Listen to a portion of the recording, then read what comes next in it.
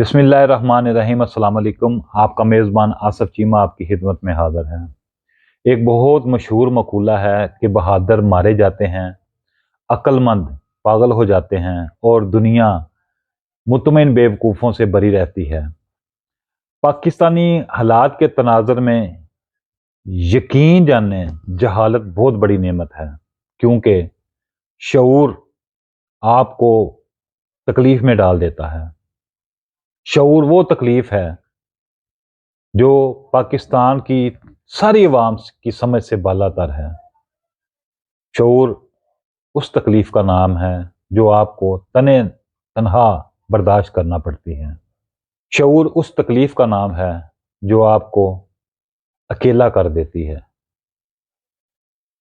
गुज़िश्ता 77 साल से बहुत सारी बदकिस्मतियाँ हमारा पीछा करती आ रही हैं, लेकिन एक बदकिस्मती ऐसी है कि उससे हमारी खुलासी ही नहीं हो पा रही। मेरे कहने का मतलब है कि पाकिस्तान में शऊर देना, बगावत, नज़रिया समझाना, इंतशार, हक़ाइक़ बताना, जुर्म, हक रास्ता दिखाना, साजिश और खौफ ख़त्म करना गद्दारी समझा जाता है। बहरहाल तहरीक इंसाफ की क़यादत और हुकूमती वज़रा की मुलाकातें, गर्मजोशियाँ, इस्तक़बाल, जफ़ियाँ, फिर सेल्फियाँ और सबसे तकलीफ़ दह बात मीडिया के ऊपर मुलाकातों की, जफ़ियों की, पपियों की तस्वीरें खूब वायरल की जा रही हैं। तहरीक इंसाफ की वो क़यादत जो जेल से बाहर है, वो हुकूमती वज़रा के साथ कॉन्फ्रेंसें करने का आगाज़ कर चुकी है।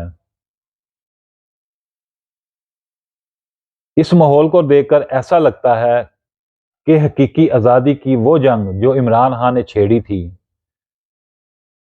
वो आज अपने इख्तिताम को पहुंच चुकी है। पाकिस्तान के सियासी हालात जिस तरफ जाते दिखाई दे रहे हैं, मैं सोचने पर मजबूर हूं कि अब उस बूढ़ी माँ का क्या बनेगा जो अपने बेटे की मुंतज़िर है। उस नौजवान लड़की का क्या बनेगा जो अपने शोहर की राह तक रही है। उन बच्चों का क्या बनेगा जो अपने बाप के जिंदा सलामत वापसी का उम्मीद लगाए बैठे हैं। मैं नहीं जानता कि आज तक पाकिस्तान को कौन कौन कितने कितने में बेचता आ रहा है, लेकिन मुझ समेत सब जानते हैं कि इन सब की कीमत आज तक कौन चुकाता आ रहा है।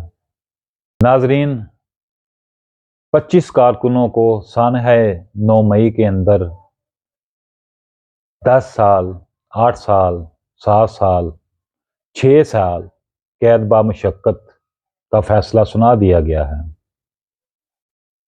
इनमें कोई MPA नहीं है, MNA नहीं है और ना ही कोई किसी MPA का बेटा है, ना किसी MNA का बेटा है, ना किसी सेनेटर का बेटा है। सब गरीब के बच्चे हैं।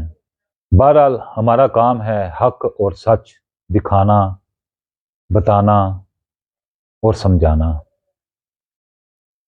आगे हर किसी की अपनी मर्जी। इसके साथ ही मुझे दीजिए इजाज़त। इंशाअल्लाह नए व्लॉग और नए मौजू के साथ दोबारा मुलाकात होगी। अल्लाह हाफिज़।